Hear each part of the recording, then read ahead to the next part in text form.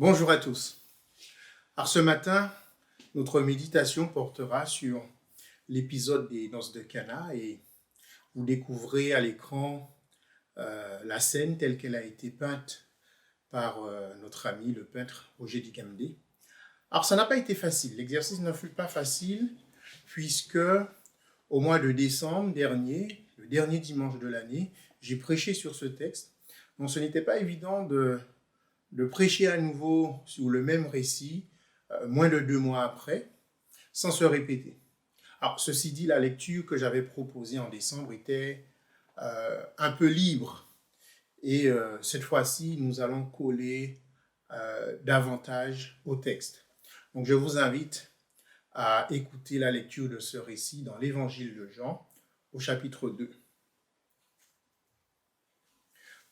Donc, Jean 2, les versets 1 à 11. Or, le 3e jour, il y eut des noces à Cana, en Galilée. La mère de Jésus était là. Jésus fut aussi invité aux noces avec ses disciples. Comme le vin venait à manquer, la mère de Jésus lui dit : « Ils n'ont plus de vin. » Jésus lui répondit : « Que me veux-tu, femme ? Mon heure n'est pas encore venue. » Sa mère dit au serviteur : « Faites tout ce qu'il vous dira. » Or, il y avait là 6 jarres de pierre destinées aux purifications des Juifs, et contenant chacune une centaine de litres. Jésus leur dit : « Remplissez d'eau ces jarres. » Et ils les remplirent jusqu'au bord. « Puisez maintenant, leur dit-il, et apportez-en à l'organisateur du repas. » Et ils lui en apportèrent. L'organisateur du repas goûta l'eau changée en vin, ne sachant pas d'où venait ce vin, tandis que les serviteurs qui avaient puisé l'eau le savaient bien. Il appela le marié et lui dit : « Tout homme sert d'abord le bon vin, puis le moins bon après qu'on s'est enivré. Mais toi, tu as gardé le bon vin jusqu'à présent. » Tel fut à Cana, en Galilée, le premier des signes miraculeux que fit Jésus. Il manifesta sa gloire et ses disciples crurent en lui. Après cela, il descendit à Capernaum avec sa mère, ses frères et ses disciples, et ils n'y restèrent que peu de jours. Il y a quelque chose de bizarre dans ce récit. On a l'impression que Marie et Jésus ne sont pas du tout sur la même longueur d'onde. Et que Marie, quelque part, lui force la main, l'oblige à se révéler lors d'un événement non préparé. L'autre jour, nous regardions un reportage sur l'organisation des mariages chez les Gitans. Et lorsque le journaliste a posé la question à l'un des pères des futurs mariés sur le nombre d'invités qui étaient attendus, celui-ci lui a répondu : « Je ne sais pas. On n'envoie pas de carton d'invitation. Chez nous, c'est le bouche à oreille qui fait l'invitation et on s'attend à ce qu'il y ait des gens de la communauté d'un peu partout. Et la fête peut durer plusieurs jours. » Alors, à l'époque de Jésus, il semble quand même qu'on adressait des invitations, puisque Jean nous dit que Jésus et ses disciples étaient invités. Mais on a quand même l'impression que c'est une invitation à la dernière minute. Et on sait aussi que les noces pouvaient durer plusieurs jours, voire une semaine. En tout cas, si en plus des invités de dernière minute, comme Jésus et ses disciples, on peut supposer que ça fait déjà une douzaine de personnes. Alors, peut-être qu'il y en a encore d'autres invités de dernière minute. Et si en plus la fête dure plusieurs jours, voilà, on comprend que le vin puisse venir à manquer. Jésus n'a jusque-là accompli aucun signe miraculeux. Pourtant, Marie est persuadée qu'il est l'homme de la situation, qu'il est le seul à pouvoir régler ce problème d'intendance. Alors, d'où vient cette assurance de Marie ? Est-ce qu'elle a été témoin d'actes miraculeux de Jésus en privé, dans le cercle familial, ou simplement parce qu'elle connaît la nature de son fils, sa nature véritable, et que même si elle ne l'a jamais vu accomplir le moindre miracle, elle sait qu'il peut répondre à ce besoin. Et la réponse de Jésus est un peu sèche, comme celle qu'il avait faite, rappelez-vous, lorsque ses parents l'avaient perdu pendant au moins 6 jours avant de le retrouver dans le temple. Alors, il avait perdu pendant 3 jours. Enfin, ils ont quitté Jérusalem pour revenir vers chez eux. Et ils ont fait 3 jours de marche avant de s'apercevoir que Jésus n'était pas avec eux. Donc, il a fallu rebrousser chemin, donc 3 jours de plus. Et pour le retrouver dans le temple, et on se rappelle de cette réponse sèche que Jésus leur avait faite. Et ici, Jésus a l'air de dire, mais de quoi tu me parles? Est-ce que tu crois que c'est pour cela que j'ai été envoyé? Que c'est là la raison profonde de ma venue sur terre? Et cela m'a fait penser à une expérience qui a été la mienne pendant au moins 1 année. Alors ça remonte à peut-être 2-3 ans. Pendant au moins 1 année, je recevais régulièrement des appels intempestifs. On me laissait des messages sur mon téléphone, sur ma boîte de messagerie. Et ça se passait essentiellement le week-end et au milieu de la nuit.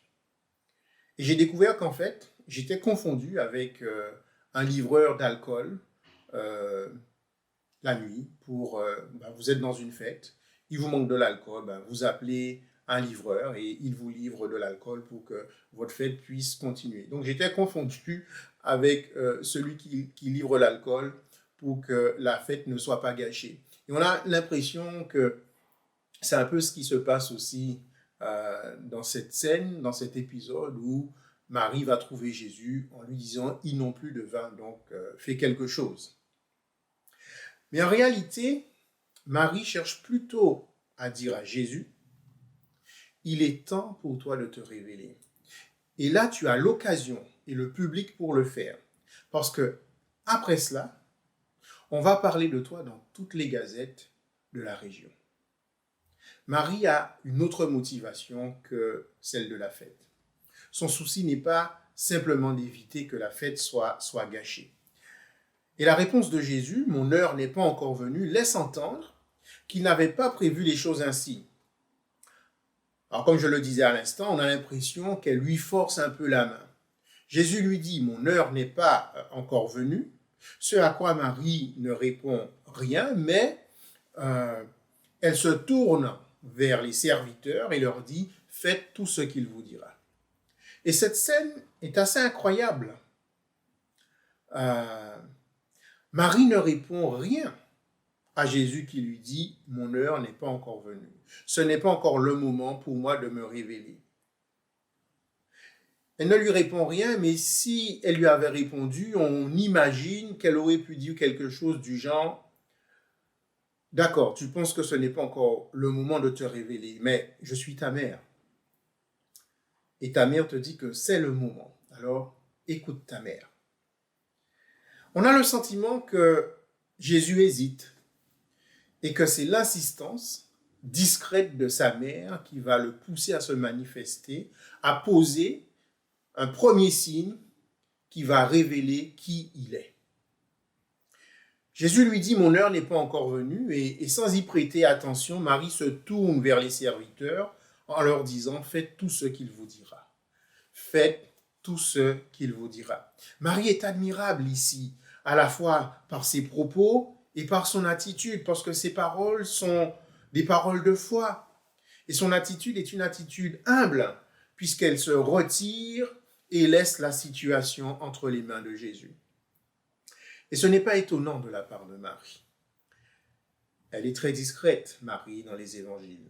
Dans Jean, par exemple, elle n'apparaît que 2 fois. Ici, au début du ministère de Jésus, et la 2e fois, c'est à la fin de l'évangile, au pied de la croix. Marie est discrète, mais elle nous a habitués à des phrases fortes.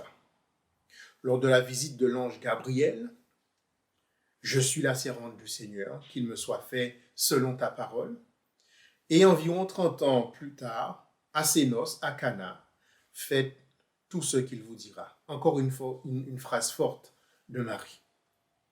Marie est vraiment une femme de foi, une personne humble, et Jésus n'est jamais insensible, n'est jamais indifférent, ni à la foi, ni à l'humilité. Il sait reconnaître l'une et l'autre et il sait les valoriser, les honorer. Alors Jésus va accorder à la foi de Marie, à son humilité, il va accorder l'exaucement à sa requête. Et figurez-vous que certains théologiens, rationalistes essentiellement allemands, ont proposé des explications naturelles, tout ça pour ne pas reconnaître le caractère miraculeux de l'acte que Jésus va poser. C'est ainsi qu'un certain Paulus, un théologien du XVIIIe siècle, pour lui, Jésus se serait accordé avec un marchand du coin pour faire apporter discrètement du vin, qu'il a fait servir en le coupant avec de l'eau. Un autre, Faurer, pour lui, l'honneur revient à Marie. Marie qui avait fait préparer du vin pour l'offrir comme présent aux époux. Et au moment propice, elle a fait signe à Jésus de le faire servir. Bon. Nous n'allons pas commenter ces interprétations quelque peu qui s'éloignent du texte. Revenons à des choses plus importantes et qui valent la peine d'être soulignées. Il s'agit pour Jésus de se révéler en tant que Messie et pas simplement de fournir du vin. Jésus va donner un signe et le signe qu'il va accomplir va avoir une compréhension religieuse. Jésus ne cherche pas seulement à transformer de l'eau en vin. C'est pour cela qu'il demande très précisément qu'on lui apporte, qu'on prenne les jarres destinées à la purification. La religion des Juifs de l'époque était une religion pleine de commandements visant en vue de la purification. Et Jésus là va poser un signe qui va dire la nouveauté de son enseignement, de son évangile par rapport à la religion établie. Les jarres de purification représentent cette religion austère, sévère, ne prend pas, ne goûte pas, ne faites pas, c'est interdit. Et on sait que les religieux de l'époque avaient rajouté d'autres lois, d'autres interdits à la loi de Moïse. Le pharisien est quelqu'un qui a horreur du vide, alors il blinde. Puisque si, par exemple, la loi de Moïse disait qu'il ne fallait pas s'avancer, s'approcher de tel endroit à plus de 50 mètres, eh bien, eux, ils vont se donner encore une marge en disant il ne faut pas s'en approcher à plus de 100 mètres. Et ils ont créé ainsi des dizaines et des dizaines d'autres lois, en plus que celles prescrites par Moïse. Donc, une religion austère, sévère. Et on peut noter aussi qu'il y a 6 jarres. On peut faire aussi une lecture symbolique de ces 6 jarres. Le chiffre 6 est un chiffre incomplet, imparfait, parce que bien sûr on attend une 7e jarre. Alors, il n'y a plus de vin, il n'y a que 6 jarres. Alors, pas assez, suffisamment pour la purification, mais pas assez pour transformer l'eau en vin. Et Jésus va donc souligner l'insuffisance de ce système religieux ancien. Jésus arrive avec un message nouveau. Réjouissez-vous, car le royaume de Dieu s'est approché de vous. Donc, à la rigueur ascétique de la loi, Jésus va opposer la joie de l'évangile. Réjouissez-vous, car le royaume de Dieu s'est approché de vous. Et comme il transforme l'eau en vin, eh bien, il va transformer cette vie légale, cette religion légale, eh bien, il va la transformer en vie spirituelle. Jésus ne vient pas rafistoler et plaquer une pratique chrétienne sur une mentalité de pharisien. Jésus ne vient pas faire le ravalement de la religion de son époque. Le chrétien n'est pas un juif amélioré, mais c'est une nouvelle créature.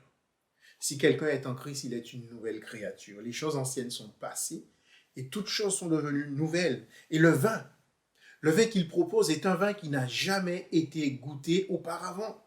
La vie que Jésus propose est une vie qui a une saveur jusque-là inconnue, insoupçonnée. Et c'est en cela que ce miracle a une valeur de signe. Il vient attester que Jésus est le Messie. Ce miracle a révélé qui est Jésus. Et dans le prologue de son évangile, de ce même évangile, Jean exprime en ces termes la nouveauté, le dépassement de l'enseignement de Jésus par rapport à la religion de l'Ancienne Alliance. Jean 1, le verset 17, il dit « La loi a été donnée par Moïse, mais la grâce et la vérité sont venues par Jésus. » Il y a dépassement. Et de la même manière que le marié et l'organisateur du mariage constatent et n'en reviennent pas que le vin servi dans les jarres est bien meilleur que celui qui avait été servi avant, eh bien, l'œuvre de Jésus nous met toujours devant une grâce qui nous dépasse. La grâce apporte bien plus que ce que l'homme est capable d'accueillir. La grâce est tellement inépuisable que Jean nous dit que ce n'était que le commencement des signes. Ce n'était que le commencement des signes. Il y a encore d'autres grâces qui n'ont pas encore été découvertes. Il y a encore d'autres grâces qui n'ont pas encore été touchées, qui n'ont pas encore été bues, qui n'ont pas encore été goûtées. Ce n'était que le premier signe. Et en écho, on peut citer le psaume 31, le verset 19. « Ô combien est grande la bonté que tu tiens en réserve pour ceux qui te craignent. » On pourrait aussi citer Lamentation 3, les versets 22 et 23. « Les bontés du Seigneur ne sont pas épuisées.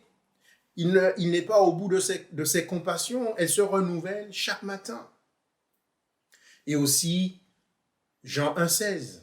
« Et nous avons tous reçu une part de sa plénitude. Nous avons reçu grâce sur grâce, grâce sur grâce, grâce après grâce. » Et ce qui caractérise encore ce miracle, en plus d'être le premier et en plus de sa valeur de signe, c'est le résultat qu'il produit sur les disciples. Ils se mirent à croire en Jésus. Jésus a manifesté sa gloire et ses disciples crurent en lui. Et puisque ce n'était que le premier signe, qui allait en appeler d'autres, cela veut dire que leur foi allait encore grandir chaque jour, à mesure que Jésus poserait encore de nouveaux signes, à mesure que Jésus allait révéler encore l'étendue de la grâce, eh bien, leur foi allait encore grandir. Alors, mes amis, rendons grâce à Dieu pour la nouveauté de l'Évangile, pour la nouveauté que l'Évangile de la grâce a fait surgir dans notre vie, dans notre existence. Soyons reconnaissants au Seigneur pour les expériences de la grâce qu'il multiplie dans nos vies, pour ces signes qui font grandir notre foi. Mais nous devons aussi nous interroger. Quel est le vin qui nous manque? Qu'est-ce qui manque à ma relation avec le Seigneur? Qu'est-ce qui manque à ma façon, notre façon de vivre notre foi? Quel est le vin qui manque à notre noce? Quel est ce vin nécessaire à notre joie évangélique et qui nous manque, qui nous fait défaut? Et surtout, pouvons-nous croire que le Seigneur Jésus peut se manifester, peut se révéler dans ce manque? Voulons-nous vivre une œuvre de grâce? Et sommes-nous, pour cela, sommes-nous prêts à faire tout ce qu'il nous dira? Il incombe à chacun de laisser ses questions descendre en lui et d'interroger sa vie.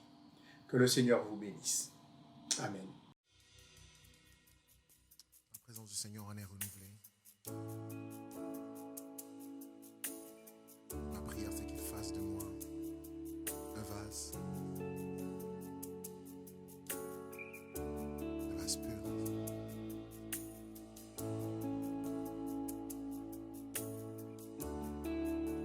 Un vase pur devant sa présence.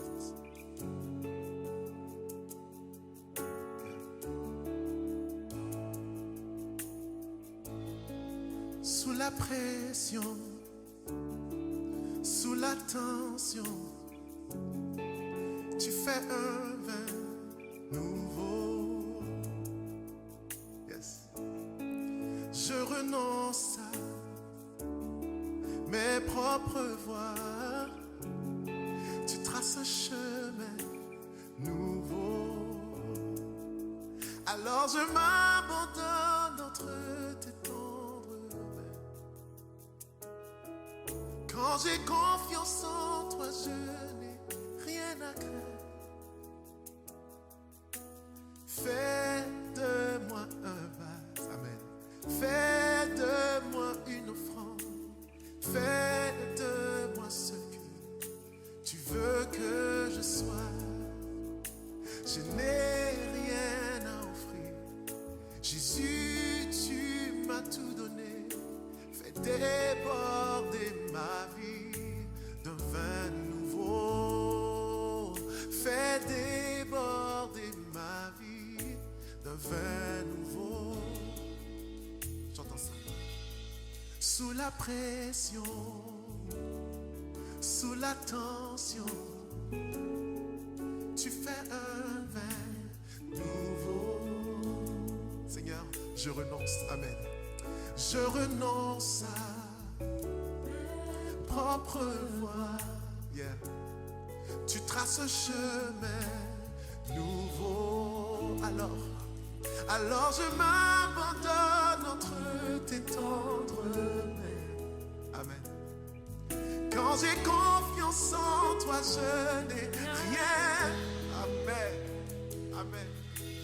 Fais de moi un vase. Amen. Fais de moi ce que tu veux que je sois. Je n'ai rien à offrir. Jésus, tu m'as tout donné. Fais déborder ma vie. Alors je m'abandonne entre tes tendres mains. Quand j'ai confiance en toi, je n'ai rien à craindre. Amen. Fais de moi un vase. Fais de moi une offrande. Fais déborder ma vie d'un vin nouveau. Fais déborder ma vie d'un vin nouveau. Fais déborder ma vie d'un vin nouveau. Déclare-le. Fais déborder ma vie d'un vin. Quand le vin nouveau, on y va. Quand le vin nouveau, la puissance est nouvelle. Il y a la liberté. Et le royaume est là. Je laisse mes anciennes flammes, amen, pour que ce nouveau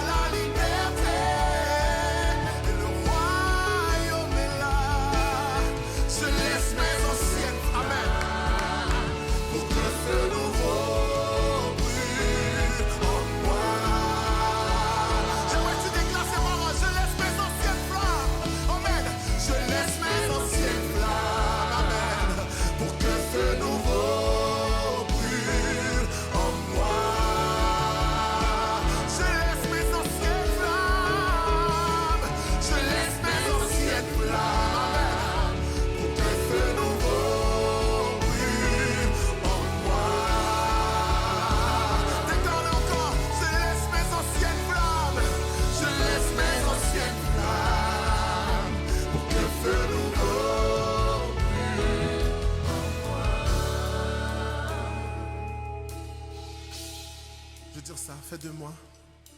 Fais de moi un vase. Fais de moi une offrande. Fais de moi ce que tu veux que je sois. Je n'ai rien à offrir. Jésus, tu m'as tout donné. Fais déborder ma vie d'un vin nouveau. Fais déborder ma vie d'un vin nouveau.